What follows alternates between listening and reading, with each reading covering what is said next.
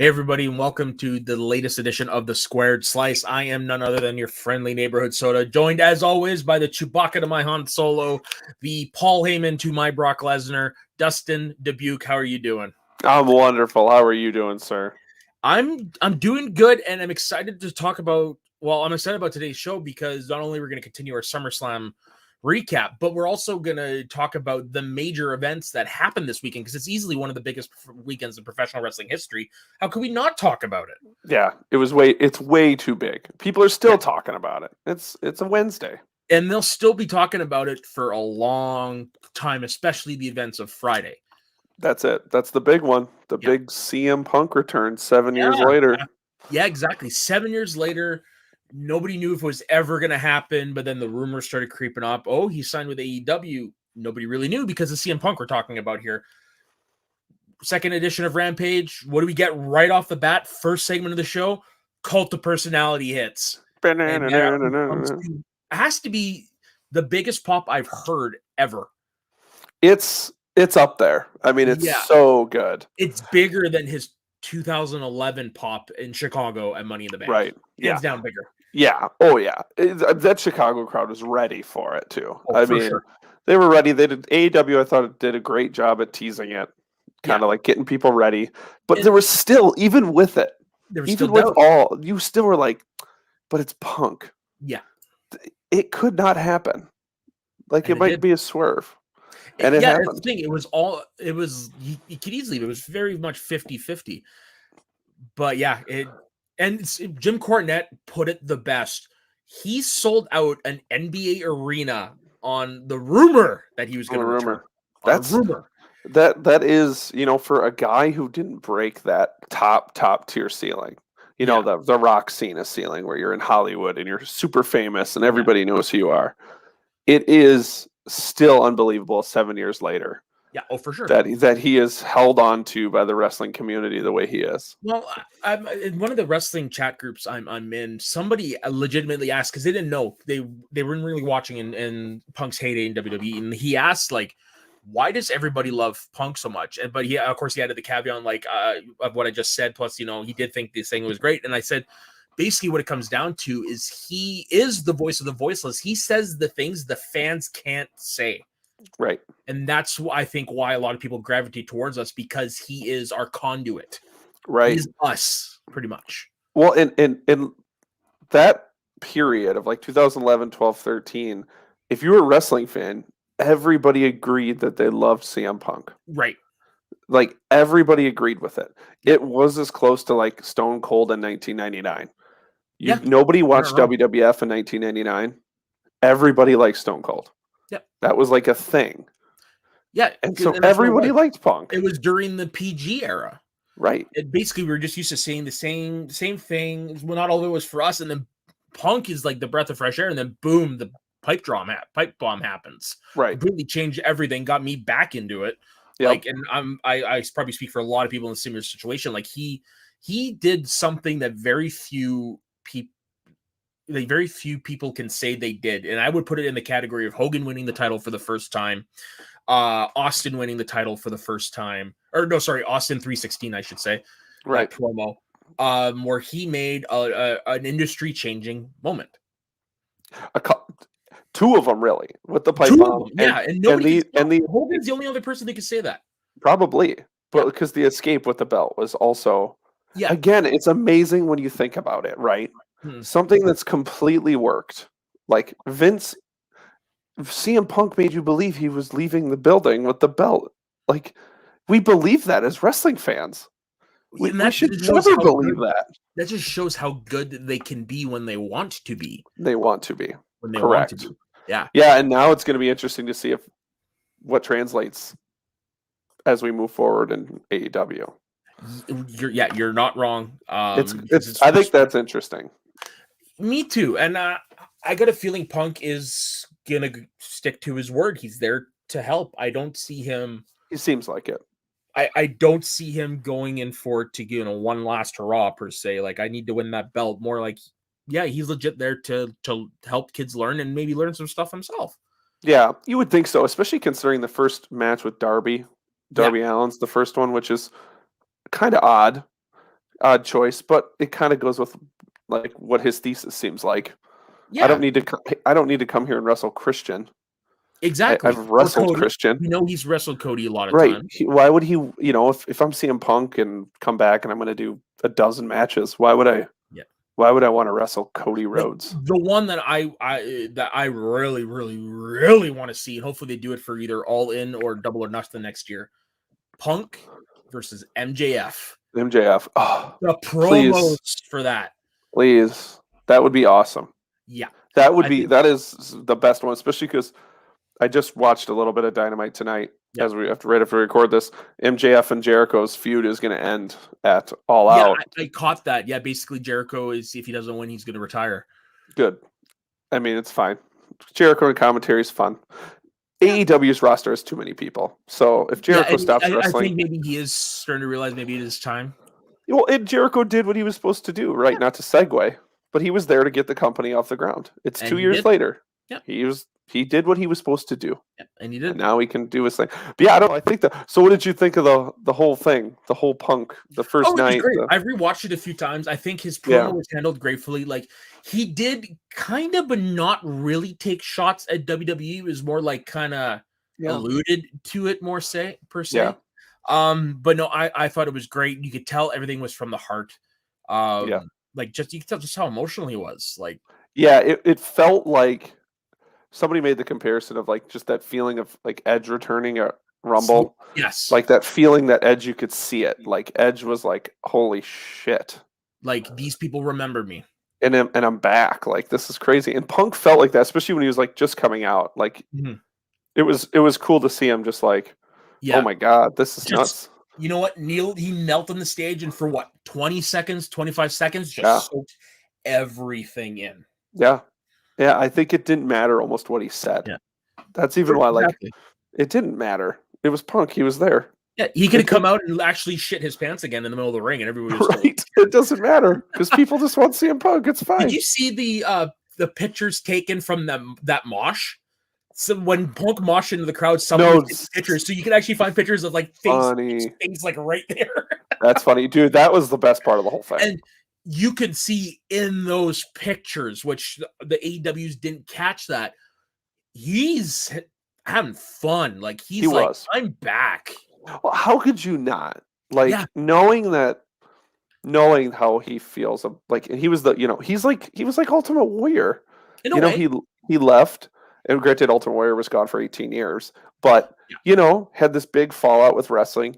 Hated wrestling for a long Mhm. time, and then in the last like 2 years, kind of got back into it when his buddies started their own company, and Yeah. now he's back into it. So it's just like, why not have fun? What does he have to? It's CM Punk. It's He can fine. do whatever he wants. And He can do he whatever he paid for wants. all those ice cream bars out of his I, own s- pocket. I read that. I was I like, thought that's that pretty is cool. cool. Yeah, Did for you? those who don't know what we're talking about, Sorry. he paid homage. Well, he kind of did a callback to something that he asked for Vince McMahon back in 2011 for CM Punk ice cream bars. What does he do his first night back? He buys CM Punk ice cream bars for every single Yep. person in the audience. He had that planned for 2 years. I know. And if you didn't have the old WWF ice cream bars, they were awesome. I used Never to eat had them them where when they I was a never kid. where I was. Oh, my mom would always buy them. Oh, because if you got the Hulk Hogan, Oh you yeah. got a free ice cream bar. So I If you got heard, Hulk yeah. Hogan, oh god, those ice cream bars were awesome. They were Yeah, so no, good. that where I live is a small enough town that they didn't even venture up here. Yeah, I got lucky enough. I got to have some. Oh, there's one last thing I was going to say about Punk and everything. It doesn't matter, but yeah, no, it was good. It's fun. Yeah, and then there's also two other big things that happened this weekend because obviously Summerslam was on Saturday night. We're not going to go completely into the show because we are going to be covering next week, but basically two big returns, one really well received, one not so much. Yeah.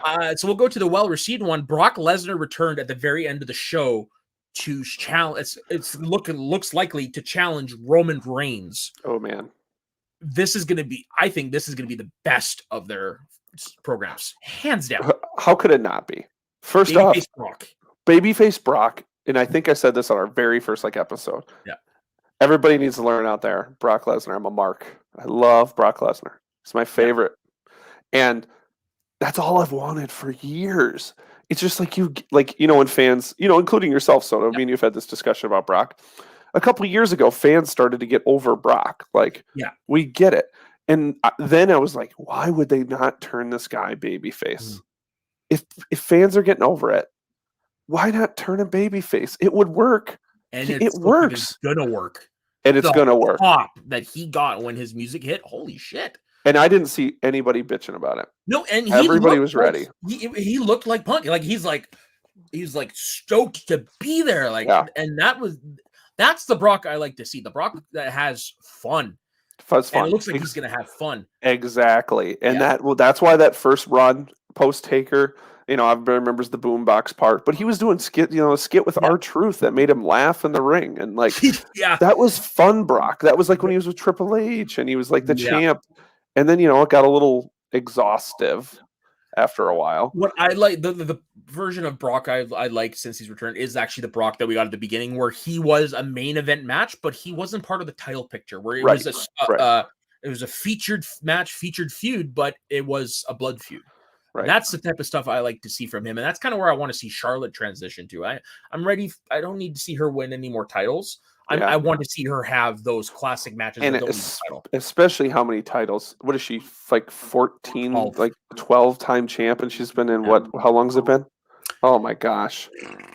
6 years? Yeah, we're closing in on a decade, yeah. It's been insane how many titles she wins. Yeah. I thought Brock's reception was received, and now we have monster heel Roman to go against. That's what makes it intriguing. The roles are flipped. Paul Heyman's on a different team. That part of the stare down where Brock ignores Roman for like 2 seconds just to walk at Paul, and then Paul jumps out of the ring. Oh yeah, I'm like, that was good. That was good. Great at conveying fear. Right. Yes, and I think he's going to help sell the shit out of this. Oh yeah, it's good. But yeah, it was amazing how well it was received. It really was. Yeah, considering he's only been gone like 2 years, and like not even 2 years. Well, his last match was the 36 last year. Yeah. So it was like 500. And then the other one that didn't go so well. Here's where so Becky Lynch finally returned. Earlier than she was supposed to, it turns out, because of the whole Sasha thing, which nobody really knows what the hell's going on. Yeah, anyway, WWE is doing their WWE thing where they don't really tell you. So basically, it was originally supposed to be Sasha Banks and Bianca Belair for the SmackDown title. Word got out that Sasha was going to be there, but for some stupid reason, they still kept advertising the match, even like playing a big video package during the show. Okay. Yeah. You do you, WWE. Makes sense. And funny, so I watched a quick segue. I watched Pat McAfee show this week, who's the SmackDown commentator, and he kind of he had Michael Cole on for a little bit, and he was like maybe an hour earlier, he was kind of talking about his gaffes. Apparently, he had a lot of he said a lot of things he wasn't supposed to say. I heard him say "holy shit" during this. Well, did you hear him? I heard him say the one, and he brought this up on his show. He called Peacock the cock on Summerslam. I heard that one, and I was like, "Ooh, that's not good." And Pat's like, "Oh yeah. Let's just say whoever was in the headset wasn't really thrilled that I called it the cock. That didn't go over too well in the back." But he said the one he did say was like an hour before the match. He was like, apparently they had instructions that the commentators weren't supposed to bring up Sasha. Like they were going to tease it, but the commentators, if you learned, and then McAfee's like, I can't wait to see Sasha Banks later. And he's like, and really fast on my headphone, they went, Pat, Sasha's not here. Don't say that again. He was like, oh, nobody told me. Nobody told me this. That he was like, so he just laughed about it because that's his point. They don't tell him anything. Yeah. Like he didn't know Brock was there. He had no idea. Which you could tell. I kind of like it when they do that sometimes. Yeah. Where if they reveal if somebody's returning, don't tell them. I like that. Yeah, but he said he had no idea. Is one of your main events, one person is not there. Like, tell the people. Yeah. So sorry not to cut you off, but yes. But so anyway, so Bianca Belair comes out. They announce Sasha Banks will be able to complete. Said to your opponent, Carmella, which everyone's like, we just saw this last night. They're in the ring. They're doing the trash talk, and all of a sudden you hear, whoa! Right. And holy shit, it's Becky Lynch. She comes out. Lynch. I'd say up there with Brock for biggest pop of the night. Yeah. If not bigger, actually. People loved it. Oh, yeah. People loved it. And they loved what happened, but it's really weird in hindsight. So she gets in, beats the shit out of Carmella. My favorite part where she turns to Bianca's like, I'll be back in 1 minute. Yeah, Goes right. out, beats the shit out Beats of her up. Carmella. Comes back in. That's the new challenger for SmackDown's Women's title. 26 seconds later, match is over. Becky's the new champ. Yikes. I'm happy she's back. Not upset that she's champ. No. They shouldn't have done it that way, in my opinion. It's 100%. Me and you are in total agreement. I wasn't mad at Bianca. I wasn't mad at Becky. I wasn't even mad at the idea. No. I was mad at just how they did it. I don't even mind squashes. But it just didn't work there. No. It did not work. And it was just like, and again, it adds to your thing of like they were saying Sasha was still there. Yeah. Then they bring Beck on, and then she squashes Bianca, who they've pushed really well.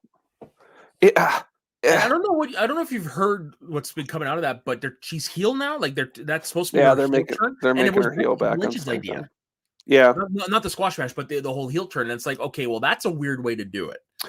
I mean, but again, I didn't think the fans were unless, and they're going to have to do a lot of convincing for people on this, unless they tried to build up Bianca bigger than she was before to take the belt off of her. Which is probably what they're going to do, but they got a lot of convincing to do. I will admit, I did have that thought. Sometimes with WWE, we get a little too harsh right away. Mm-hmm. Rightfully so sometimes, to be honest. But I was, even me, and like I do have that thought, I think, with WWE a lot, where like something happens and I go, all right, just give it a week or two.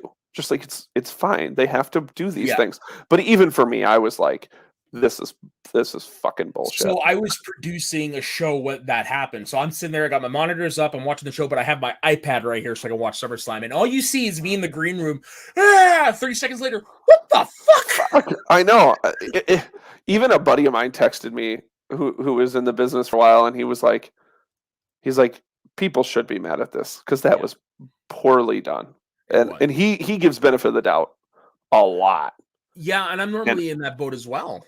But it's like at some point there has to be a line where like, okay, come on, guys. And Cultaholic Wrestling released a great video today. Basically, it was one guy ranting, but it was 10 ways you could have booked Becky Lynch's return. Did you see that? No, I didn't. I'll send you the link. But I mean, it's anything but that. Yeah, and all these legit made sense, and it's things that WWE has done in the past. Right? Why you could have just literally had Bianca squash Carmella, and then everybody in the stadium be all pissy, and then have Becky come out. And I understand that that's a little weird considering you had the same almost stare down at the end of the night, so maybe that's why they didn't do it. But God, you could have did something. Yeah, you didn't have to have a match. You could have just left a stare down, like one of the things they brought up was it kind of reminded me of when Scott Steiner debuted. Actually, was they do the whole thing where Bianca's in the ring. They announce that Sasha's not going to be there, but then you have Shayna Baszler and Nia Jax come out and say, we're not on the show, so we're pissed off about it. We're going to take it out on you. So while they're getting up her, that's when Becky debuts. That's right, and it could have. I don't know. It would have made more sense. What a mess! But again, if they are going to push Becky heel on SmackDown, I guess we'll see. She's a good heel. I always thought she was a better heel. I didn't get into the man thing where everybody started to like her because I'm like, she still kind of sucks. She's really arrogant and thinks she's better than everyone. That's what it was. Austin was no different. Right. But he was beating up his boss. She wasn't. Well, she kind of was. But still, I don't know. There's always a time where there's many times where she would do things and I'm like, I still don't really like, but now I think her using what she did and becoming a heel with it, I think it's going to be good. Yeah, for sure. Big weekend. Best, like I said, probably the best weekend in wrestling. I wouldn't mind at some point if I could find a framed picture of her from that Survivor Series go home show. Okay, her face is just all bloody. I think that's a great image. That's right up there in my opinion with Austin at WrestleMania 13. Yeah, which is the greatest image. Yeah. It's so good. It couldn't get any better. And then I guess the last question I have to ask you, I'm not sure how much time you had, but did you get to watch NXT at all? No, unfortunately, I don't really watch NXT a lot. But you got to watch now. It's on Tuesdays and stuff, but you got to watch Walter versus Dragunov. Takeover. Did you watch it? Sorry. Yes, I thought you were referring to the NXT show. No, Sorry. I did watch that. A buddy of mine came over. Ouch! There was a lot of cringing in that Walter Dragunov match. I know. Ooh. Me and my friend were just like, That is what I love. I love the intensity of that. Walter is dragging off such a afterwards. monster. Oh, I know. Blood vessels, holy shit. The blood vessels and the bubbles. My wife sat down like midway through that match, and she was like, "These guys are killing each other." I'm like, "Yeah, they are." And I mean, the they way are. it ended, he made Walter tap. Yeah, that's a big deal. Huge deal. You know what? If I'll say this, if Walter was like the champ of like the WWE champ or whatever, that would have made Dragunov's career right there. But unfortunately, NXT UK, I think it might fall through the cracks. What are you supposed to do? Yeah. But I wonder now, the big question is does Walter finally want to move to the United States for a little bit? Because that's his big thing. He doesn't want to live here. Really? That's why I did not know that. that is why he is not on the main roster already, is because he does not want to live here. So well, luckily for him, NXT's gone back to pre-tapes, so right. I don't know. It'll be interesting because he checks all of Vince McMahon's boxes. 100%. Could you imagine if he was around in the 80s? The feud with him and Hogan would have been bigger than Piper and Hogan. I know. And he could do the same character he's doing now. Yeah, the same character he's doing now. It just would have been different because he would have been way more athletic than Hogan. Right. But yeah, no. If anybody out there hasn't watched that, that's fuck me. I just thought about this. Think if we got him in mid 1990s against Shawn and Brett. Right. Holy shit. Right, because he works better because he's a big guy. He works and he can move. And he can move. It's amazing how well he can move. But he works so much better with small guys. And it's like not Brock in that sense. Yeah, it truly is. And that's the obvious dream match for every Brock fan is Brock versus Walter, because they would just beat the piss out of each other. Yeah. I don't ever see it happening because I don't know when their paths would ever cross, especially in the current situation. But it would be awesome. The rumor mill, which I'm not thrilled about, the rumor mill is that Vince wants Walter and Goldberg. I'm like, oh God, please no. Nah. Well, I unless they signed Goldberg to a new contract, he only had 2 matches left going into SummerSlam. Yeah, he has 1 left, and they left it open ended. So you just, I know we're not going to talk anymore about this, but they left it open ended with Bobby. So you assume that's the other one. Would be a fun one? Kevin Owens versus Walter. Because Kevin Owens likes to slug it out too. Well, I'm hoping now that Samoa Joe is the champ. There you go. You fly, Walt. We got plenty of time for that. We got 9 SummerSlams to talk about. Yeah. Okay. Yeah. Enough of the fantasy booking. So we're gonna pick up where we left off last week, because we realized after about 2 hours, and we were at 1993, we might want to wrap it up soon. So we're starting on a SummerSlam we actually covered 2 weeks ago during our Invasion talk. SummerSlam 2001. So we're not gonna dwell a lot on it, but this was a good pay-per-view in a not so great storyline, which we discussed 2 weeks ago when there was, there's actually a lot of great matches here, but this had the return of The Rock. It had RVD and Jeff Hardy in a ladder match for the hardcore title. An underrated classic, Kurt Angle versus Stone Cold for the title. Lance Storm versus Edge for the IC title, which is a dream match. Yep. Yeah, we talked about it. Both pretty much agreed it was a good show. Yep. As Conrad Thompson says on Something to Wrestle, look it up in the archives, and you want to go back and watch one of our episodes. Go listen to it there. Yep. Do you like that? You like that soda? I do. I love Conrad. I've fallen behind a little bit on Something to Wrestle, but so have I. Conrad, yeah. Yeah. Well, it's easy to do because of Bruce's schedule, right? It's just easy to accidentally fall behind because you don't know when the episodes are coming out. Yeah, and he's been consistent the last 3-4 weeks too. I don't know if you listened to the Trish Stratus one. That's a good one. No, I haven't listened probably in 2 months. Oh, then you have a little bit of catching up. I've got some downloaded. I just haven't gone to them yet. Did you do he did Bret Hart 1993? Did you do that one? That's the last one I did. That's a good one. Yeah. But listen to the Trish Stratus one. Did you listen to Ahmed Johnson? No, but I'd heard that, it's a good one too. That one's interesting because it's Ahmed Johnson and it's random, but that's a really good one because Bruce knows a ton about him.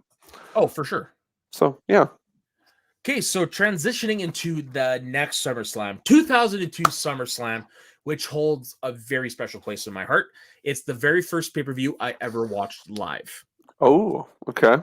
this is also why it is my favorite. Is that your I was going to say, you know what, it's funny. This is the one that's my favorite because the card from top to gross. Bottom. It's gross. This is the only one this week we're going to read every match on the card. But you had probably the benchmark, one of the benchmarks for opening a pay-per-view after Brett and Owen. Kurt Angle versus Rey Mysterio in his first pay-per-view match. You had Ric Flair versus Chris Jericho. Edge versus Eddie Guerrero. The Un-Americans of Christian and Lance Storm versus Booker T and Goldust. RVD defeating Chris Benoit for the IC title. It's a great match. The Undertaker versus Test. Better match than you'd think. Yeah, so random. Makes sense at the time. And then the main event of Brock Lesnar defeating The Rock for his very first WWE title. But the reason why I got the pay-per-view, the reason why probably everybody got the pay-per-view, Shawn Michaels returning to the ring for the first time in 4 years to face his former best friend Triple H in an unsanctioned street fight. Yep. Still one of the best matches I've ever watched. It's amazing. Yeah, it still holds up. And for a dude that was gone for 4 years to come back and have that high quality of a match, it is unbelievable, right? Because like when you watch it was supposed to be a one-off. Yeah. And then like Shawn was like, "Hey, I'm Shawn Michaels. Yeah. Like I'm really fucking good at this." I've heard this thrown around, and I agree with it. He had a better second half to his career. I mean, he did. It is amazing that we almost didn't have it. Like it's just weird to think about. Like you forget that 4 years and the fact that he almost didn't come back. Yeah, and you know what I always remember from that match, and you'd have to correct me because you remember it a lot better than I do. Okay. Is I don't know if it was Triple H or Shawn that hit the other one across the back with the sledgehammer. It was the end of the match. That's Shawn the end, right? It's the end. That was their explanation to write Shawn off. Right. That's because right. Originally it was only supposed to be the one match, but it was so well received. He did so well, and they're like, let's see how long you go. And like I said, 9 years. That's the best sledgehammer shot ever. Because Triple H perfectly does it to where the whole handle hits him on the back and the head misses him, but it looks like he kills him with it. Of course, it's because that sledgehammer hits so hard. You can't hit somebody with a sledgehammer, kind of. It's gonna suck. They did have to gimmick it because Undertaker accidentally got busted open during a match once, and after that they started gimmicking it. They gimmick it, but still, it's a tough spot to make it look good, and that spot always sticks out in my head because it looks so good. And like the thing they like to do with people who've coming back from injuries or who because of their injuries you might think wouldn't be able to go full time. That's why they did the unsanctioned street fight, and they do that a lot. But this set the bar. Like, there's no way Shawn Michaels should have been this good. It's just words can't describe it. Just go out of your way and watch it. It's a clinic. It's a top 10 match of that decade. I mean, it is so good, and you feel so bad like for Brock and Rock. Yeah, like because they main evented, right? They were the last. I just kept that one for last because it's the main match. Because it's the main one. But it's I remember watching it too, and. You couldn't follow it up. Nope. Like I'm sure Brock and Rock were standing in the back and they went, shit. Yeah. They're like, we can't follow that.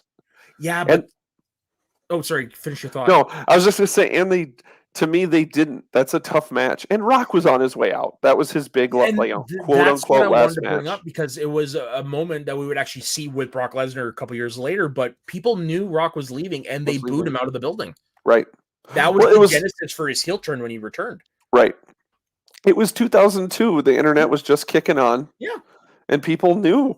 They just knew. And so they knew the outcome. Yeah. They didn't even like Brock. He was the heel. But they were like, you know what? This guy's leaving us, so we'll at least go for the guy who's going to be here tomorrow. And what's amazing is when you look back on it, that was the end of The Rock's full-time career, which lasted 5.5 years. I know.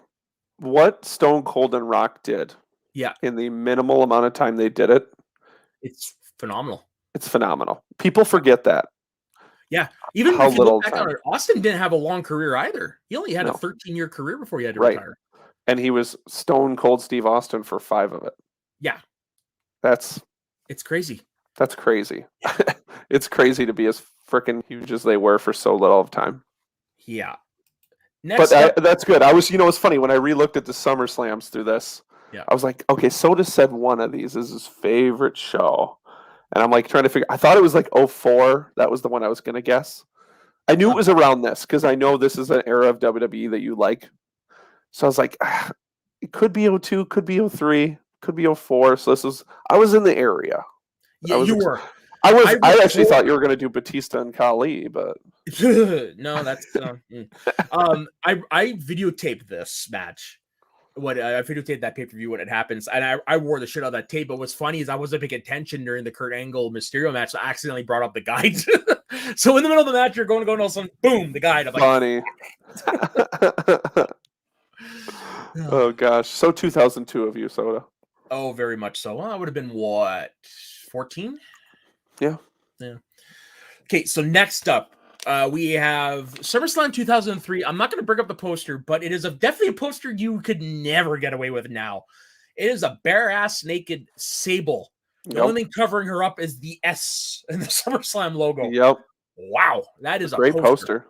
And I'm pretty sure they used that on the cover of the magazine too. Because on the cover of the magazine, the VHS, and it was the DVD. Everywhere. Is it on the DVD? Yep. That is crazy. Nice. Yeah, it is. It is unbelievable. Of that SummerSlam, oddly enough. What'd you say? I have 2 copies of that SummerSlam by accident. I bought this years ago, and then I bought that box set that they released. Yeah. But it's funny, you always forget that Sable is still with WWE in '03. Yeah, I still find it weird she's married to Brock Lesnar. I'm sorry. That's just still weird. It is so weird. It's so weird and so random. Yeah. But yeah, great cover. Very great cover. And you know what? The pay-per-view event wasn't that bad. It's not bad. The main matches to take away from this were Kurt Angle defeating Brock Lesnar by submission for the WWE Championship. At this point, they'd switch roles. Kurt was the babyface. Brock was the heel. Which Brock as a heel at this time was great. Was great. And people hated him. Oh, I mean, yeah.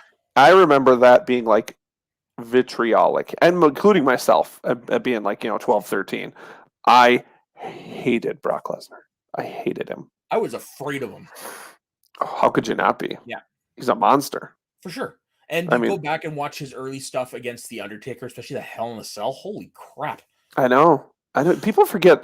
Just because he's had such a shockingly long run, even though it's been part-time. He's been back since 2012 already. I know. It's been almost 10 years. It's almost 10 years since he showed up against Cena. And now people focus so much on this. Well, because he's had some huge things happen, here. Yeah, of course. And like really the only things that I think almost people ever remember of his first run are beating The Rock. Yeah. And the infamous failed shooting star press. Other than that, I think people don't. And I would throw in his final match with Goldberg in there as well. And Goldberg. See, okay, so 2 of the 3 things are bad. Yeah. And there's another moment that he's part of, but nobody really thinks of him in that moment, is he's part of Eddie Guerrero winning his first ever WWE Championship, because that's who Eddie Guerrero. Yeah, that's true. That's a good one. I should throw that in there. That's probably so. 2 of 4 of the things he remembers are bad. Yeah. One of them he loses, and the other one it's against The Rock, where again people are booing Rock out of the building. So it's just interesting. Just that time period of Brock. Yeah, it was definitely a weird time period. And then we also had, if I'm not mistaken, in this match, Kane. Yeah, it was this match, Kane versus RVD, and this was after Kane got unmasked. It is, yeah. Which is still the first Kane unmasked time is still my favorite Kane. I love that version of Kane. It is a great Kane, and like how he had that revenge tour for everybody who wronged him, because now he's maskless and now he hates everybody even worse. And RVD was a perfect link for it. Yeah. Like that tag team worked, people liked it, and RVD has always been a good underdog. Of course. So like just having Kane beat the shit out of him constantly totally worked. Yeah. Yeah, no, it was great, and you believe that Kane would kill you. Of course. I watched him set Jim Ross on fire. Yeah. I'm pretty sure he was going to kill me. And let's not forget, we also watched him electrocute Shane McMahon's nuts. That's right. Because that's the feud after this match. That's after this? Yeah. Oh my gosh, that's right. Yes, folks, Kane electrocuted Shane McMahon by the testiculars on Monday Night Raw. That's why he throws the punches the way he does now. That's why he's always just moves his legs, because it's the tingling sensation. And then finally, we had the second ever Elimination Chamber match. And this one's great. It is great. You had Triple H, the champion, retaining by defeating Goldberg, Chris Jericho, Shawn Michaels, Randy Orton, and Kevin Nash. Now, what's memorable about this? Two things that are, well, a few things that are memorable. One, Triple H's bicycle shorts. Oh, this is the match. He wears the bicycle. Which is weird. A number of years ago, he shared an article about that, about like little worn ring gear or whatever. And I commented on it, just whatever. I said, I really would wonder why he had to wear that. And he actually responded back to me, and he said it's because he was actually nursing an injury. They were compression shorts. I was just going to say, they had to be compression shorts, right? Okay. Still weird. So to say, when he replied to me, I shit my pants, but because it's my favorite wrestler of all time. Right. I would still say that, though, between those and the white, when he wore the white trunks that like one time. Yeah. When he was doing that color scheme, it's like, okay. Don't do it. But yeah, the trunks were weird. And isn't this also Kevin Nash with the blonde hair? This is his last match for a long time. Yeah, this is him with the blonde short hair because he's going to film the Punisher. Finish the Punisher, and woof, does that look weird as hell. Hell. And you could tell, like, the things I remember, I actually remember a lot about this match because I've watched it a bunch of times because when I was a kid, I thought it was just awesome, is Nash gets eliminated so fast because he didn't need to be there. He just wanted to go home. He had a contract to fill, and he had blonde hair. Yeah. And he like showed up and he was gone in 2 minutes. People are like, nah, that's fine. Just keep going. Well, that run of Kevin Nash was very forgettable, unfortunately. It was. Yes. But also one of the things I remember is Chris Jericho getting the shit speared out of him through a pod. Oh, awesome. Holy shit. It's because Goldberg doesn't how do you say it? He doesn't slow up. Especially Goldberg then kills Jericho in that spear. It makes you wonder just how much of their personal animosity he put into that because he looked like he killed him. He does. He looks like he kills him, and it's perfect. Yeah. It couldn't have went more perfect. And the other thing that people remember is this should have been Goldberg's crowning moment because if you watch that match, the crowd is as hot for Goldberg as they ever were in WCW. Yep. He was all for it. He destroyed everybody he came in the ring with. It looked like he was going to win the match because they were building him so much. Triple H hits him with a sledgehammer and wins the match. And a lot of people feel that was a mistake because after that, Goldberg was never the same. Right. Well, and you know how it goes. You know, you get to the point. I remember that too. Everybody thought it was it. Like, finally, he's going to get it. And it works because it's in an elimination chamber. So him pinning Triple H isn't a big deal. Yeah. And then it doesn't happen. They did it the next month, but it didn't feel the same. Because Vince wasn't sold on him. He just wasn't. Well, not just that. You got to remember, this is 2003. This is during the so-called Reign of Terror. Right. Right. Yeah, it just... Yeah. It is what it is, you know. But you should... This is a must-watch for me. Like, for sure. This is a go-back. Actually. It is. It's another good show. Yeah, they're going to start to slow up as we get going. And I didn't bring it up, but Eddie Guerrero against Chris Benoit, Rhino, and Tajiri in a fatal 4-way for the U.S. title. Right. That's a great match. So freaking fun. Yeah. I just saw a picture of Rhino like wrestling somewhere this weekend, and God, the guy doesn't age. He still looks like it's 1998. Yeah, he still looks like a freaking brick shit house. What a monster. So next up, we have the first SummerSlam in Canada. Okay. SummerSlam 2004. Now, what's memorable for this is Randy Orton's first title win. Mm-hmm. That they never mentioned who he wrestled because, well, it's Chris Benoit. It's Chris Benoit. For me, this is when the quality of SummerSlam started to go for a little bit. Well, this is when the quality of WWE started to go. Yeah. It was just going, and as we go, I think this is the funniest part about this episode is as we go, we literally watch them fall. Yeah. And it gets to that late 2000s of WWE, which was and like there getting were some rough. Bright spots. Like John Cena and Booker T kicking off their first of best of 5 series, which is actually a really good series of matches early in Cena's career. This one's interesting. Edge versus defeating Batista and Chris Jericho for the IC title. Now, Edge was technically a babyface, but his hometown booed the shit out of him. Interesting. I don't remember that. He talks about it in his DVD because he just come back from his injury, his neck injury. And people didn't receive him for whatever reason. They just were like, screw you sort of thing. And in his hometown, they booed him. Interesting. I'll have to go back and watch that. I don't remember that. And that was the impetus for him to go off on his for his mindset when he turned heel finally. Sure. Was that. Kurt Angle defeated Eddie Guerrero by submission. Any match with those two is a classic. Of course. Triple H defeating Eugene. Oh, yeah. Yep, I remember that. That was a fun storyline. Now, that ages well. Boy, does it ever. For the WWE title, you had JBL defeating The Undertaker by disqualification. This match is famous for the spot where Undertaker gave JBL the last ride through his limo. Through the limo. Yeah. Undertaker made JBL for that. Like, that was JBL's like first big feud that made him really feel like this guy is a complete asshole. And really? I mean, he was already there. That was the one that made me like fully believe. Oh, where you were behind him? Okay. Like I was like fully into it. Like, I was like, really? His Eddie feud was was Ted Cruz before Ted Cruz. Yeah, it's true. No, but this was the one that made him feel, because it took JBL a little while to like get believed. Yeah, exactly. Thank you. That's a good word. Yeah. To make you believe, because he was one of them guys where they put the belt on. He was never a main eventer. Yeah, he had the new character. Yeah. But do you believe in it?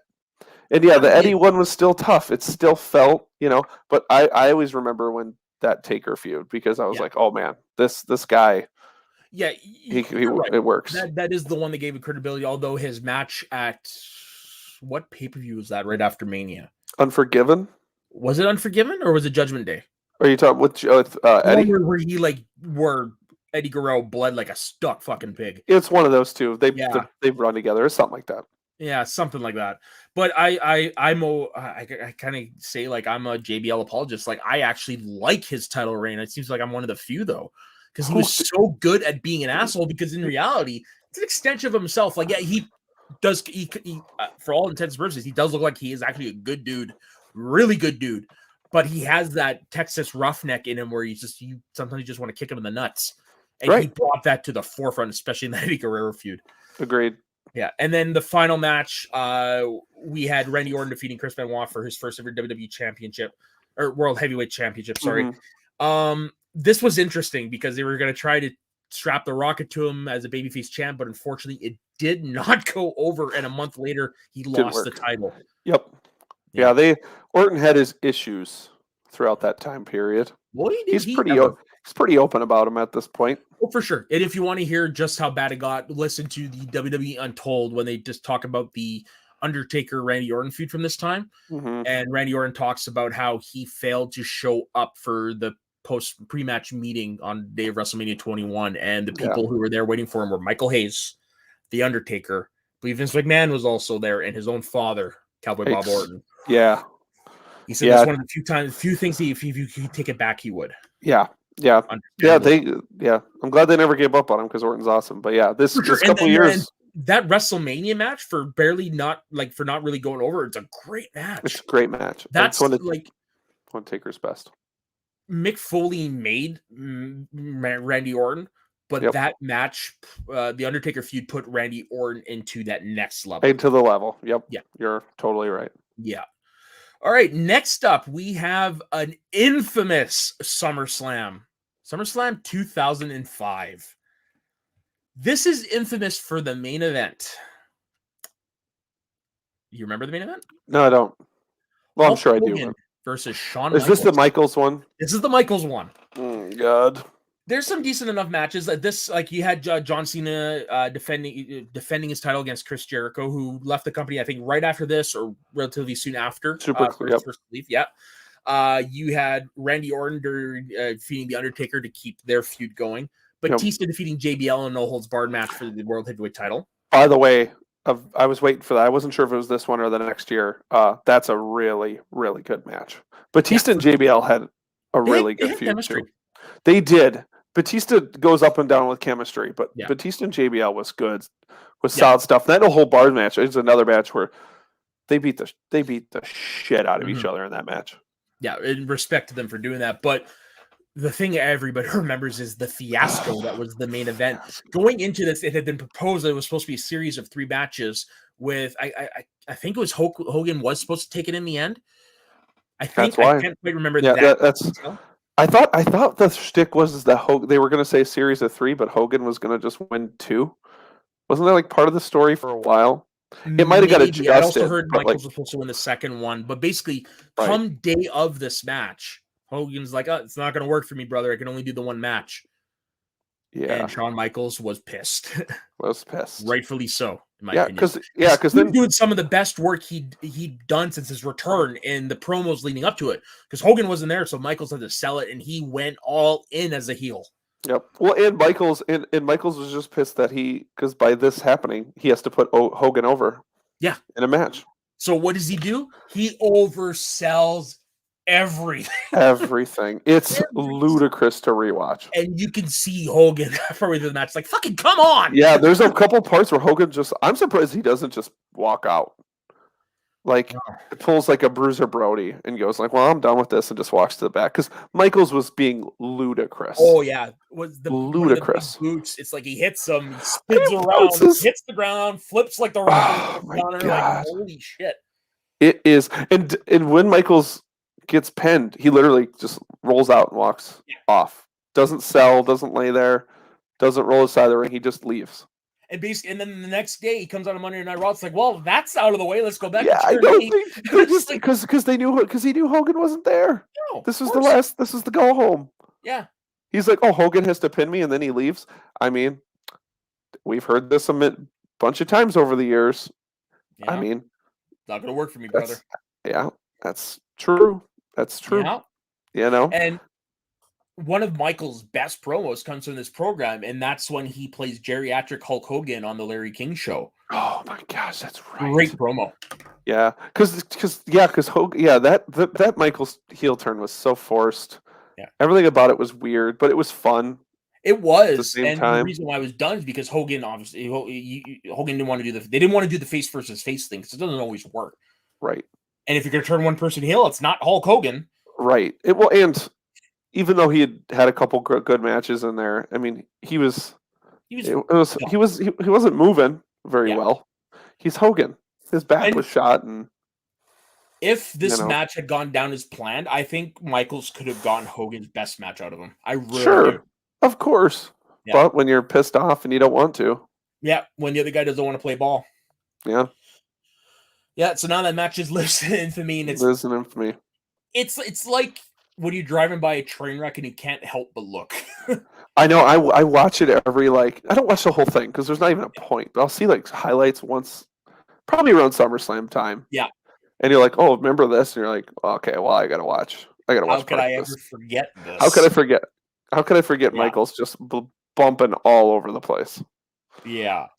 So next up, we have SummerSlam 2006, which for me, I feel is actually an uptick back to a better quality SummerSlam. Because in this, you had Hulk Hogan defeating Randy Orton, which was actually a halfway decent match. My personal favorite match in the card, Ric Flair defeating Mick Foley in an I Quit matches, which is one of the bloodiest matches WWE has ever done. Yes, that match is a bloody. Yes. The only thing I don't like is kind of how it ended when they brought Melina in. But the match itself was... It makes sense, but yes. They took all their real-life heat and they took it out on each other in that match. And Mick Foley's been on record saying after that match, me and Flair became friends. Right. Yeah. And that was the time period too, man. It was amazing what Rick was doing in ring. I mean, I know he was older and getting towards the end. Granted, he wasn't getting towards the end. But there were some matches he was doing that were just brutally hardcore. This year, he was in the Money in the Bank ladder match WrestleMania. He was the sore thumb that stuck out. I always think and this is around the time, I don't know if it was in 2006 or 2007 when he has that hardcore match on ECW against Big Show. And Big Show, I forgot about that. He chokeslams him on attacks and through two tables, and Flair is just blood red. And I'm just like, what are you doing? Well, remember what we're coming up to? We're coming up to his retirement. So I think he knew and was just, I'm going to give it my all. And he did. He had some great matches during this time. He did. It's amazing. It's amazing. That was my mom restarted watching wrestling just to watch Ric Flair.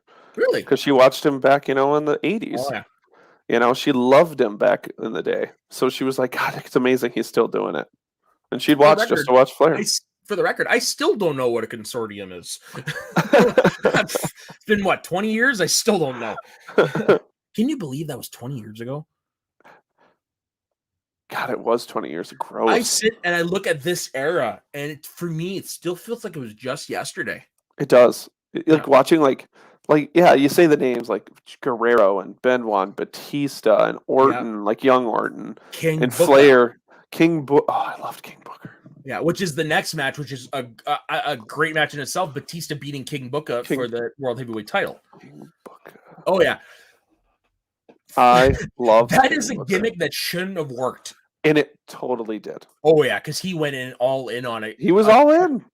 A Texan doing the worst British accent ever. I know. It was just so played good. Right into it. Well, and his wife and Charmel did it great too. She was all in. Oh yeah. She pretended like she was a queen. It totally worked. Like she was all in too. Yeah. And how big of a thing was that run for King Booker? His robe that he wore at this SummerSlam, only time he ever wore it, sold for a shit ton of money. Really? On WWE's Most Wanted Treasures. Oh yeah, that's right. A lot of money and a lot of freebies. It's one-time wear only. Interesting. Yeah, that's right. I never watched that Hidden Treasure show, but I heard about it. Black cape with the lions on the shoulders. Oh, that's right. That is cool. Bring that up. Yes, you should look that up. That is right. And then they added like Finley with Booker, which was awesome. Oh my gosh, that was such a fun time. Yeah, that was a fun time of SmackDown. This is the robe on Booker T when they were filming this episode. Like, that's just a gorgeous. Oh, that's right. Oh, it's shrunk, son of a bitch. So cool. Oh yeah, like that is just great. One of a kind. Only worn the one time. Jesus. Again, something that shouldn't have worked. But it did. Because again, it helps when the guy is all in on it. Yeah, exactly. And Booker's like, you need me to act like a king? Put my finger in the air? I act like a king and put my finger in the air. And it's funny, the guy's had a great career, but that's what everybody remembers is King Booker. Right. Well, totally. Longtime fans, I should say. Yeah. That's what I remember. And after that, we had the return of none other than D-Generation X. The muted down version of D-Generation X, but still a fun version of D-Generation X nonetheless. Fun. DX defeating Vince and Shane McMahon in a tag team match. Mm-hmm. It was the match was okay, but the lead up to it was what stuck out. Again, another thing that shouldn't have worked. Yeah, is the DX reunion. Shawn and Triple H acting like goofy kids. Yeah, because they couldn't do what they did before. Right. Partially because Shawn didn't want to. You're right. Shawn didn't want to, and they had to do like the immature stuff. And it worked. Gosh, it was funny. Immature. I know, and again, looking back, shouldn't have worked. Yeah. Should not have worked. And they were doing things you couldn't do nowadays, like constantly saying Vince loves cocks, and they made that into a shirt. They did. That shirt was so popular. Yeah, they hijacked Vince McMahon when he was doing a promo from the production truck. They spray painted the giant DX on the building, had better be washable paint. Yeah, I remember that. That was such an infamous part. But that DX stuff was so fun. Like nobody remembers a single thing about them wrestling. It doesn't matter. There's a few things I remember, like the Hell in a Cell match. That's feud against the Spirit Squad. Like it's really about it. I was just gonna say it's probably Spirit Squad feud. Well, let's also not forget too. At the end of this run, too, you had their feud with Rated RKO that unfortunately was cut short. What year is it, Soda? Shush. But no, they had a great feud with Rated RKO that unfortunately for his other quad, it got cut short. Yeah, but the Spirit Squad feud was probably the best one they did. Yeah, for sure. Because again, it was fun. And next up, you had the career-defining feud for Edge. Edge defeating John Cena for the WWE Championship. If Edge had been disqualified, he would have lost the title. Right. This is a great feud between these two. Right. And this is 2000. What are we at? 2007. This is 2006. So 2006. Yeah, that was that's right in the heat of everything they were doing. Yeah. Yeah, this is just when Edge was with Lita, and like this is when you say rated R superstar, this is what you think of. Is this he's the closest thing that in that mid 2000s, really in the 2000s, that gets close to Punk. I remember people again who are a little older than we are because Yeah. that makes sense. We were still pretty young. You're in Yeah. like high school. I had just graduated high school the year before. Right. I remember people loving Edge and Mhm. Lita, like Oh, vitriolically, like oh in a yeah. very CM Punk way, because Edge was kind of doing that shtick of like, Yeah. I'm anti Vince, I'm rated R, I'm anti PG bullshit. Yeah. So Lita much of the wears, live. I think that's why a lot of people like them as the live sex show. Where on the BBC, and it on the worked. British feed, Lita accidentally flashed the camera. She did. Yeah. And the fact that they were both like, it's one of the things that you find hilarious about like Vince. And I would just imagine Bruce doing the Vince voice, like, well, let's just let them be both naked. And they're Yeah. like, Vince, that's a terrible idea. Why would we do that? Well, it's a live sex show, damn it. They have to be naked. And you're I've like, heard a rumor that please, I hope to God this is a rumor. This isn't true. That they told Lita if she didn't do it, she'd be fired. hey, they built it up. Got to do it. That's why they, it's that whole ask forgiveness later. Yeah. But Edge was, but at that time though, man, I hated Edge at the time. I was completely like on the Oh, like I I was hate all this in because guy. of Lita. I was and Well, still am in love with Lita. And Lita was wearing some spectacular outfits during this Yeah, time. because at that point she had gone like she was already doing like risque things with Team Extreme, like you would constantly see her thong stuff. But this took it to a whole new level because she was a heel. She kind of went more into I guess you could say the Vixen territory. Yeah, totally. Yeah. Well, and you got to think, she was coming off the real life thing with Edge and Matt Hardy. Yeah, so So she had natural built-in heat right away. She was a Vixen. Yeah. So yeah. Yeah. Great feud. The culmination of which was a great TLC match between these two in Edge's hometown, which is funny because they talked about it again in the first documentary they released after he retired, but basically it felt like everything had come full circle because in 04 they booed him in his hometown and he was supposed to be a good guy, but here he is, the hottest bad guy in the company, and he arrives in his hometown and everybody cheers him. Yeah. It's amazing too how fast that like love-hate started with Cena too. Yes. Like this is 2006. It started right not long after he won his first title. Right. It's amazing. Yeah. And he wrote it for 10 years. Yeah, and what's amazing is like when he returned not that long ago, you were expecting those. And to be honest, I'm not going to go into it in detail, but in the SummerSlam match, you actually did hear that chant, but it was more like I think it was just to have fun. To do it, pretty much. It was to do it. Yeah. But it was weird to see him come back and nobody was booing him. Right. Yeah, the half crowd wasn't like... Yeah. Nope. Everyone was like, welcome back. Welcome back. Yep. It's funny. It's just another thing that like we like to bring up is like, God, it's amazing. It started so long ago. Yeah. Well, that angle with Kurt Angle, that was 20 years ago. Gross. Yeah. That regression moment. I think it was like 02. Maybe 03. I can't quite remember. Yeah. That sounds right. Jeez, to think that that's 20 years ago already. I know, man. Makes you feel old, doesn't it?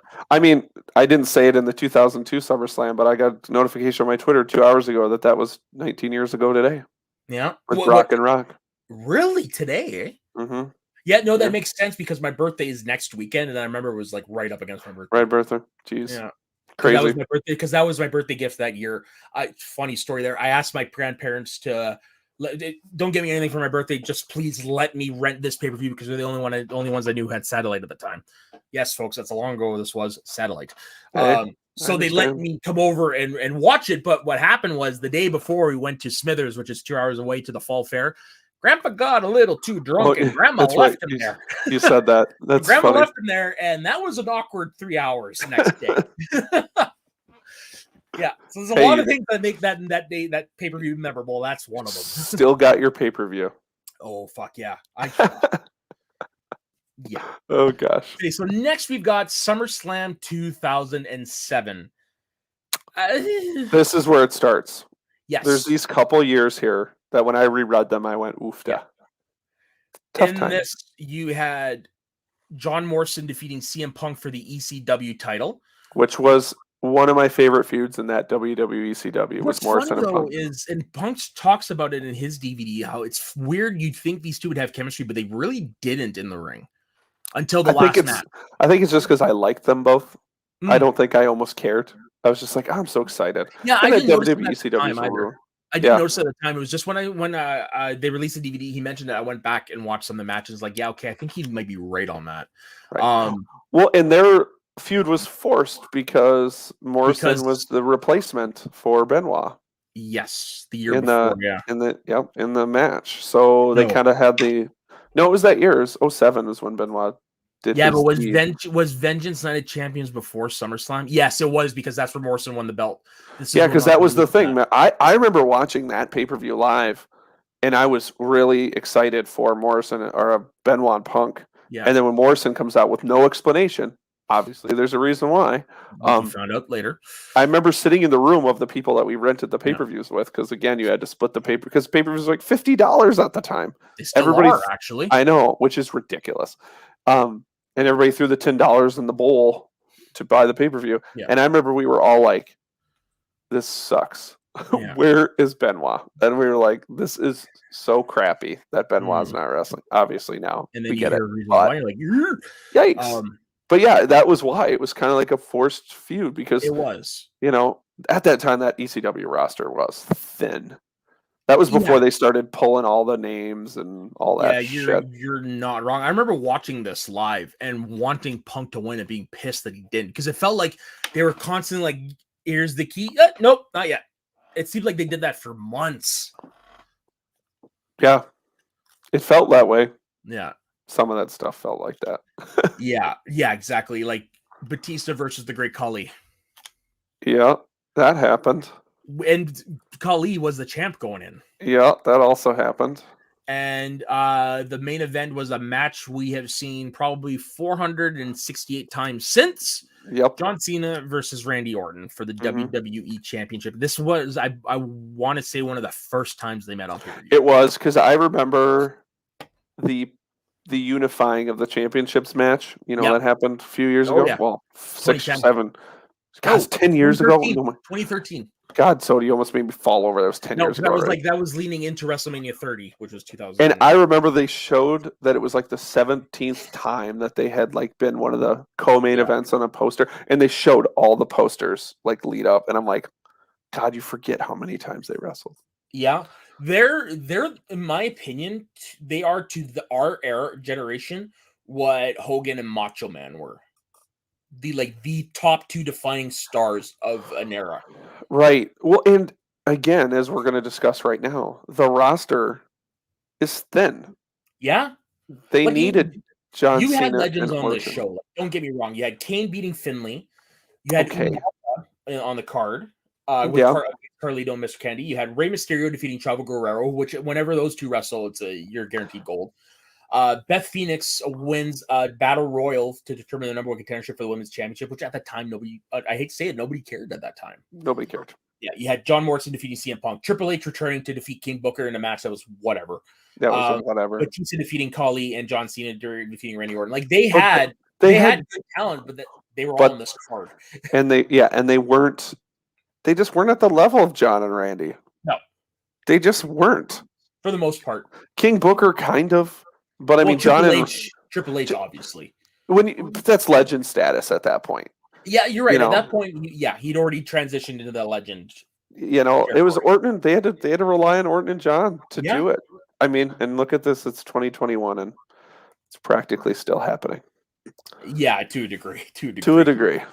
All right. Next up, we have SummerSlam 08. Now, this was a fun cover as well because this is the one with Maria Kalenis on the speedboat. The jet ski. On the jet ski. Because this is when they were really all in on the whole beach vibe to promote SummerSlam. Right. Oh man, Maria Kanellis is one of my absolute favorites. This poster really, I think, is probably the best poster best picture she took in WWE at that time, in my opinion. Mm-hmm. It's a great looking poster with her hair flying back, and it's awesome imagery. Yeah, I loved her. Big fan. She never really, for me, didn't really get there for me. Yeah. I was always a fan. Yeah, understandable. Like there's I thought she was a good character. There's a lot of the divas that I hate to say it, but we're interchangeable. I don't think you have to hate to say it. I think it's pretty obvious at this point that that's just how it was. Yeah, and this pay-per-view is interesting because it's got some great matches and it's got some not so great matches. You had basically CM Punk defeating John Bradshaw Layfield for the retaining for the World Heavyweight The Championship. World Heavyweight title, yeah. Yeah, that was when they they really did Punk dirty like a month later. Yes. Yeah, supposed to be in the main event. They did some half-ass. He got kicked in the head, so Jericho could go in and win. That was all weird. They weren't sold on Punk yet. That is right. I forgot about that. After the SummerSlam match the year prior, that Orton did attack Cena's dad. I'm assuming That's your true. wife. That's my mom. Sorry. Even scarier. Sorry, I didn't mean to do that. But yeah, that is true. Match. I forgot about that. You had probably the worst match on the card, Triple H defeating the Great Khali. Oh, Khali's in it, so it's automatically the worst match on the card. Yeah, when he's used right, he's. What do you mean? Oh yeah, what are you doing? No, I agree with you. Like his matches suck, but he had his moments where when he was used right, yeah, he was a monster. Give him that. He looked awesome. Yeah. Next up, we have Batista. Hi, Dustin's mom. We have Batista defeating John Cena. Now, this would have been after 24, correct? Yes. Yes. Yep. Yes, because this wasn't their classic series of matches they had 2 years later with Batista and the heel. This is still Batista took a while. Yeah, and Batista took a while to get going. Yeah. Oh, for sure. Like his matches, he progressively got better and better. The year prior is when he started showing that he could do those high quality matches when he had that feud with Taker. Yep. Like that Shocker match is one of his best matches. He's ever Shocker. had. Taker's the one who put people over. Weird. Yeah. Who would have thought? Yeah. Speaking of Taker, in the match of the night, Undertaker defeating Edge in the Hell in a Cell. In the Hell in a Cell. Yeah. Another underrated Hell in a Cell. This is how you do Hell in a Cell. It shouldn't be its own pay-per-view. It's because it should be reserved for matches like this. Exactly. That's WWE's issue a lot. They oversaturate a little bit. For sure. And this is a great Hell in a Cell. Yeah, it's one of those ones because of how late it was in the run of the Hell in a Cell you don't really talk about. Yeah. But yeah, it's up there. It's up there. And they're all over the cell. They use the cell correctly. Yeah. You know, not every Hell in a Cell do you need to get out, but they actually, you know, it's hard when you go up on top of the cage now because the second one they ever did, they threw Mick Foley off of it twice. Well, the second time wasn't supposed to happen, and that's why they reinforced everything. Still happened. And still happened. And everybody expects every time you do it that they're going to throw you through it or throw you off of it. Like, what, a year and a half later, Mick Foley did it again when he got backdropped through the cage, and when he hit the mat, he went through the hole. Right. So it's tough, but again, if you have that feud that's strong enough, like you said, it doesn't matter. Yeah. And that feud was a great feud. Yeah. It was so good.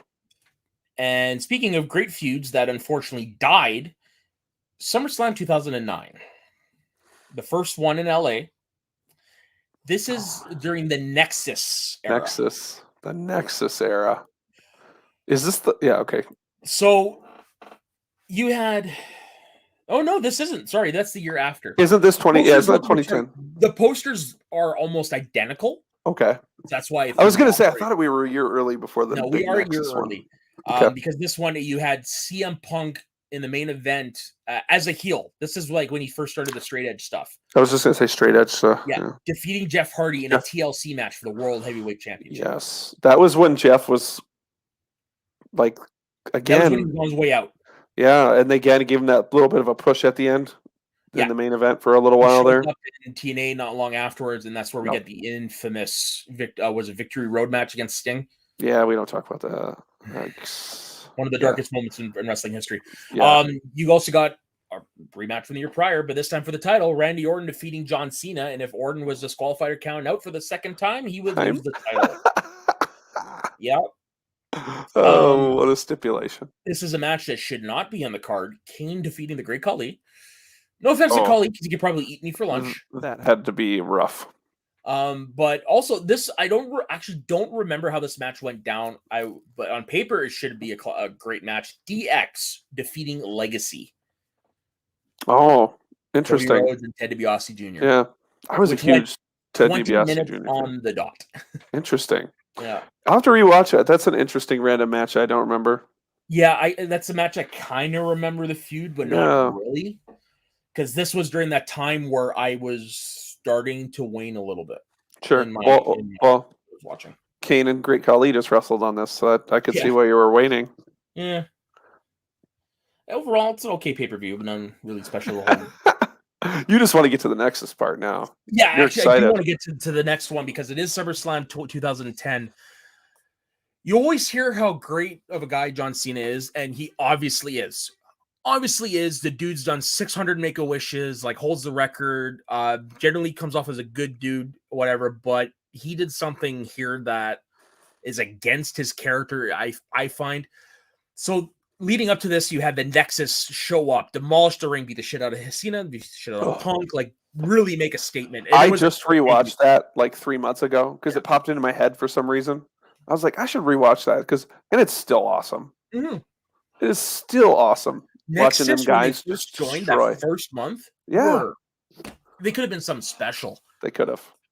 What ends up happening? We got a Team WWE versus Team Nexus match. So on the Nexus, you had Wade Barrett, David Otunga, Justin Gabriel, Heath Slater, Darren Young, Skip Sheffield, who we all famously know as Ryback, and Michael Tarver, who is the one in there that is like the least forgotten, the one who's forgotten the most. He's the dude with the mohawk, right? I think so. Yeah. Shows how much of an impression he left. Yeah. They faced off against Team WWE of John Cena, John Morrison, R-Truth, Bret the Hitman Hart. Yeah. This is who can barely get in the ring. It's 8 years after his stroke. Yeah. No. Edge, Chris Jericho, and the returning Daniel Bryan. Yeah. Who got fired at the beginning of the Nexus thing for joking Justin Roberts on camera with a tie, but they were doing worse stuff than that on TV at the time. I know. But when you're brand new, don't break the rules. Yeah. And what's memorable about this match is you would assume going into it with all the momentum Nexus had that this would have been their coming out statement. They would have won the match. No, what happens? John Cena on his own wins the match in a 2-on-1 handicap match. And Edge and Jericho have both said going out of this that John Cena made that call. Which is where it comes in that he did something that I personally think is out of character. I don't know the guy. Right. But that should not, he shouldn't, there's no reason whatsoever John Cena should have won that match. None. It was Cena at the time. Yeah. Cena, again, he's a great guy, as we all think, but he's still a wrestler. Yep. The ego is there. We've literally talked about CM Punk. I mentioned Warrior. We're talking about the egos. Brock Lesnar, The Rock. I could see being John Cena and being like, I'm John fucking Cena. Yeah. And you want me to lose to Skip Sheffield? Like, this is a tough sell. You know what? I don't think it would have been. It obviously was for him. Well, yeah, it obviously was for him, but I mean, like, they could have done the same scenario, 2-on-1, 3-on-1, and have him lose. It wouldn't have made him look weak. Mm-hmm. But it's just one of those, it's one of the great what ifs. It is, because Nexus never, it goes right back to the Goldberg conversation we had, never regains the steam. No.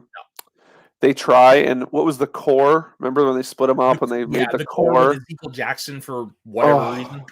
And they were like, well, maybe we can milk it never works. And they tried with Punk, and nothing ever worked. Punk as the leader was fun for a little bit. It was fun for a little bit. Yeah. But it never did what it was set out to do. The only professional wrestling event I've ever attended was during that Nexus run. It was the Go Home Raw for bragging rights. Okay. That was where if Cena lost to Wade Barrett, he'd have to become part of Nexus. Oh, yeah. I went to the Monday Night Raw Go Home show in Calgary. That's the only WWE event I've ever attended. And yes, Sheamus is just as pale in real life. He actually created lens flares on my Razr phone. Yep. On your Razr phone. I'm surprised it worked enough to take a picture. Oh, man. Razrs were like the height of technology at this point. God, they broke all the time, though. They were terrible. I went through like lucky. Mine I did. went through like 4 razors in like 3 months once. One time I got a razor and it broke within 48 hours. I never had that problem. My very first flip phone I did because I had it in my pocket the night I turned 19 and it broke while I was playing pool. First time in the bar legally. Who will ever understand our millennial woes, Soda? I know, right? They didn't have to go through the terrible time when brick phones were turning into flip phones and they all sucked. Yeah, or having to deal with dial-up internet. I know. What's wrong with all these people? Yeah. All these You remember, youths? folks, back then, internet was not on your phone. You're right. I had to go to my computer. To a degree. Like, you could still download wallpapers, but that was it. Yeah, that's right. You can play Snake on your phone. Yeah. That was fun. Yeah. Are we going to do one more of these bad boys? Yeah. Do you want to do one more? We don't have to. We got such a fun show next week. Yeah, well, let's deal with it next week. So next week we're going to be covering 2011 SummerSlam up until this past weekend SummerSlam. Yeah. There's some great stuff in there. This is where it gets fun again. Yes. As you can see by how fast we went through them last 3 pay-per-views. Yep, pretty much. And also, we didn't cover a rematch like we did last week because we realized 2.5 hours is a little too long on our voices. A little too long. Yeah, a little too long. Especially when you're in the East Coast. You know, no, I'm in Midwest, so I'm okay. It's only 10:17. I'm okay. It's not too late. Bedtime for me. But yeah, no, I'm excited. This should be fun. Maybe we'll have guests on with us next week to talk a little bit. We might. Yeah, you know, we'll figure it out. But I think it'll be good. It'll be fun to talk a little modern stuff. We don't talk a ton of modern. We don't try to here, so we're gonna get to it. Yeah, no, there's a reason SummerSlam is one of my favorite pay-per-views because for the most part they deliver. And you're gonna have to hold back my Brock fandom. He's involved in so much SummerSlam. Yes, Dustin's mom, you can absolutely tell us your favorite match. Oh, geez. What is your favorite match? Do I dare ask? That means we're gonna have to sit here and stall just for this one thing. If I have to take a guess, it's gonna involve the Undertaker through my knowing my mom because she was a big Undertaker fan. I mean, who isn't? That's what I thought. That's the perfect guy to. Just because while we're killing time before we sign off here, Wahoo McDaniels, I'll watch. She's going really old school. I was gonna say you must be friends with Vince McMahon because apparently that's his favorite NFL player of all time. But it was. I've never seen a Wahoo McDaniels match. You know, he's fine. Yeah, it's probably from that era. It's definitely from that era that I don't think it would hold my attention.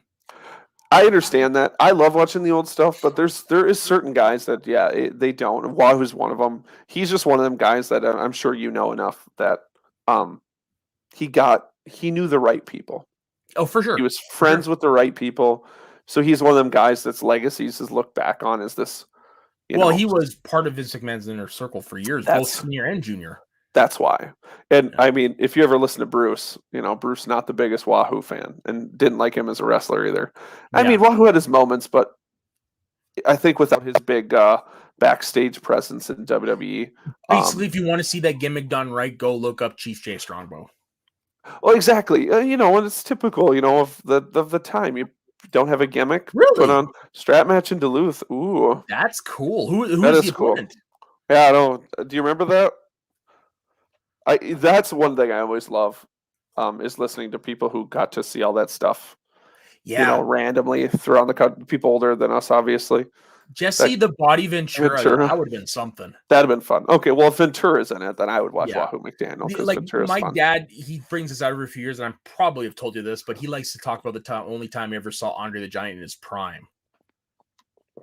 Everybody, I think, my grandpa has that same story. Yeah. My dad's story is he was facing Don Leo Jonathan, who was outside the ring, and Don Leo Jonathan is not a small man, big guy. Not a small man. And of course, he helped with this, but grabbed him by the scruff of his hair and lifted him right onto the apron.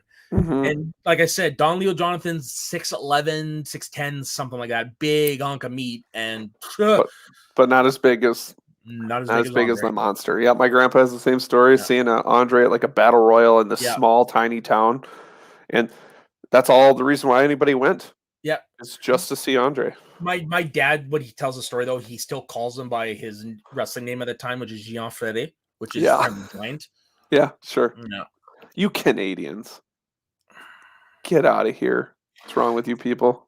A lot of things, but I don't think we have enough time to do that show. So, Dustin, where can everybody find you? You can find me on Twitter, Dustin Dubuque, tweeting all things wrestling, schmodown, and movies. That's about what I do.